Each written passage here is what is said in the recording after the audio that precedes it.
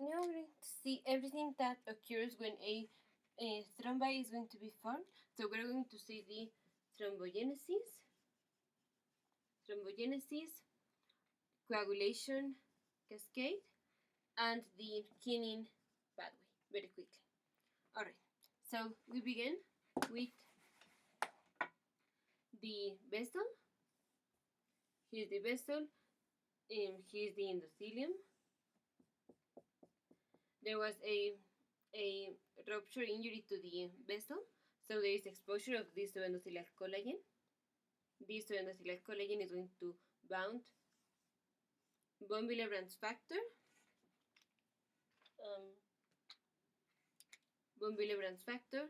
and the glycoprotein 1b, GP1b of the platelet. So first we have platelet adhesion. First, when there is injury to the blood vessel, first is a phase of vasoconstriction mediated by a neurogenic reflex, in the same way than when we put the hand on something hot, we do this reflex. That same reflex, and due to endothelium. Endothelium is a molecule produced by the endothelium that promotes vasoconstriction. So after the vasoconstriction, then we have platelet adhesion by the GP1b and von Willebrand's factor and to endothelial collagen. Next, activation of platelets. This is the platelet is going to express another glycoprotein 2b, 3a. This glycoprotein, in order to be expressed, needs ADP, serotonin, 5-hydroxytryptamine, collagen, and thromboxane A2.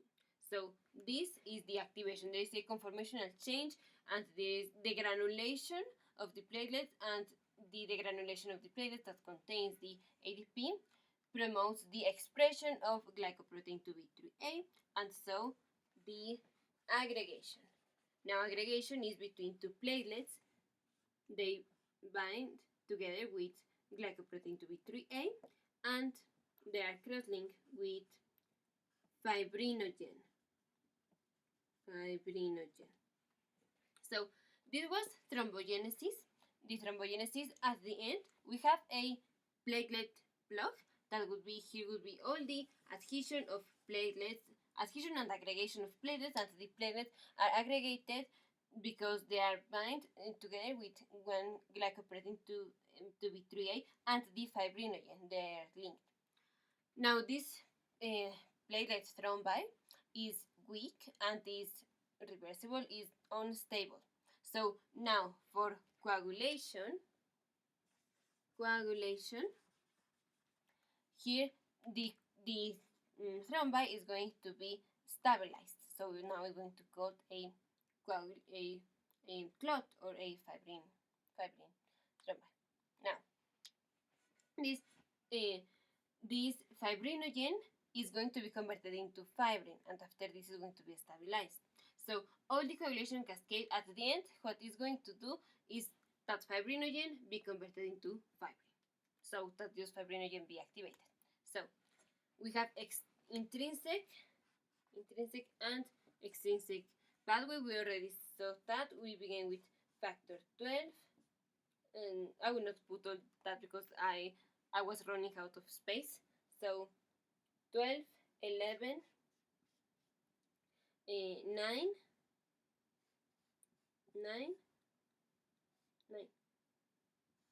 9, 8. Here for extrinsic is 7,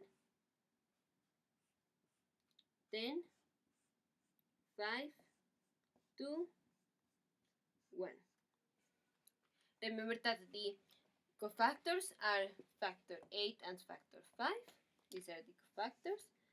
The ones that need calcium for the activation are factor 7, factor 9, factor 8, and factor 10. So let me put them with the asterisk. I would say calcium.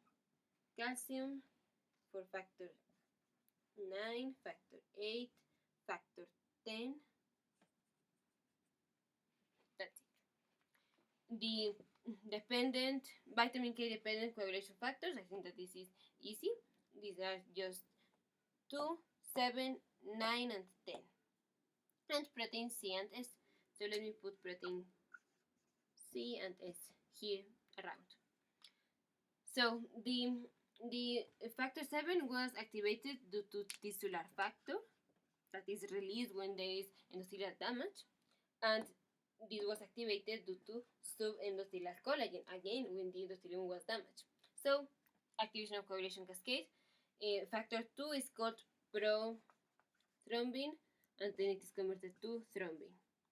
And thrombin activated factor 2 converts factor 1 into activated factor 1. Now factor 1 is fibrinogen. Activated factor 1 is fibrin. So at the end, the coagulation cascade makes that this be now fibrin. And then factor 13 stabilizes this fibrin clot. Remember that if there is deficiency of the factor 13, we would measure it with some urea test in which only the thrombi that are not being stabilized would be dilated. Alright, well, that's another history. And here we already talked about the hemophilias. Hemophilia A is deficiency in factor 8, hemophilia B is deficiency in factor 9, and hemophilia C is deficiency in factor 11. That is mostly asymptomatic and is usually seen in ascenosis Jewish. Alright, now the same way the Hagemann factor, that is factor 12, activates the coagulation cascade, is also activating the thrombolysis or the fibrinolysis, the destruction of the thrombi. So we activate plasmin. So tissue plasminogen activator is going to convert plasminogen to plasmin. And plasmin is going to decrease platelet aggregation and is going to promote destruction of the coagulation factors. What else? The Hagemann factor also activates the Kinin pathway. The Kinin pathway is Kinin is going to break down the high molecular weight kininogen, and this kininogen is a chymogen. So high molecular weight kininogen is broken down to bradykinin or bradykinin. Now bradykinin produce pain,